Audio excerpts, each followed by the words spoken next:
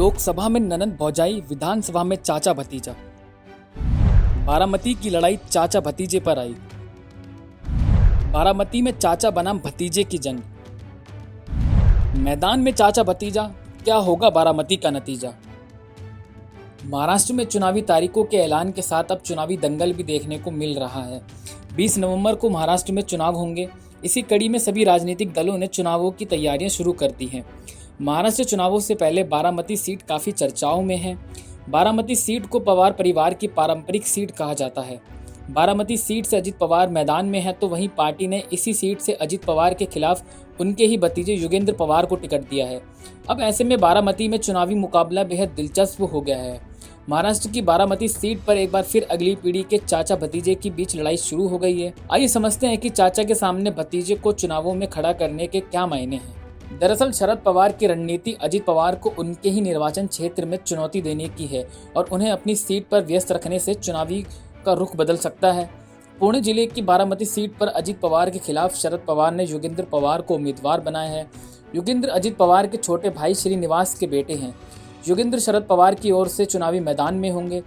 इससे पहले लोकसभा चुनावों में भी बारामती सीट पर अजित पवार की पत्नी सुनेत्रा और शरद पवार की बेटी सुप्रिया सुले के बीच चुनावी जंग देखने को मिली थी, जिसमें सुप्रिया सुले ने बाजी मार ली थी। पारंपरिक सीट से चुनाव लड़ेंगे अजित। पिछले साल अपने चाचा और पार्टी संस्थापक शरद पवार से अलग होने के बाद राष्ट्रवादी कांग्रेस पार्टी के अध्यक्ष बने अजित पवार पुणे जिले के बारामती विधानसभा क्षेत्र से मौजूदा विधायक हैं।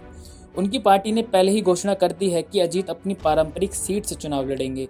वहीं लोकसभा चुनाव में अजित पवार की पत्नी और एनसीपी उम्मीदवार सुनेत्रा पवार को बारामती संसदीय क्षेत्र में 5,73,969 वोट मिले थे, जबकि वह अपनी भाभी और एनसीपी नेता सुप्रिया सुले से हार गई थी, जिन्हें 7,32,312 वोट मिले थे।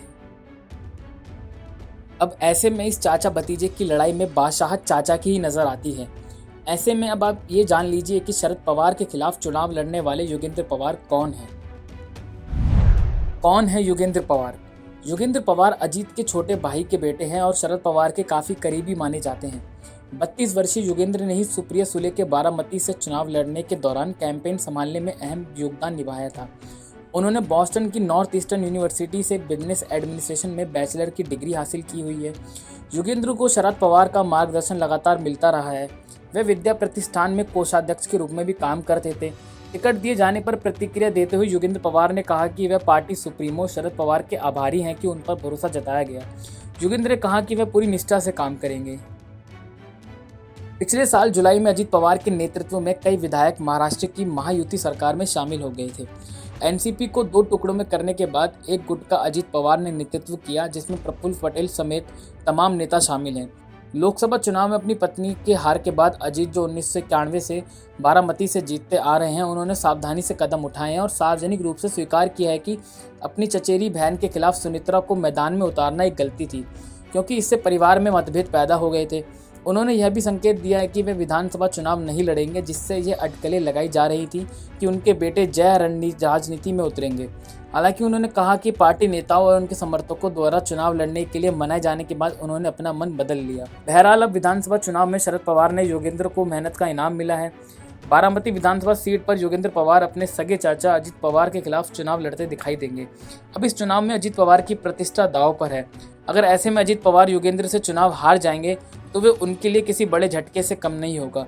खैर, यह तो नतीजे वाले दिन ही बताएंगे कि बारामती सीट पर चाचा की जीत होगी या भतीजा बाजी मारेगा।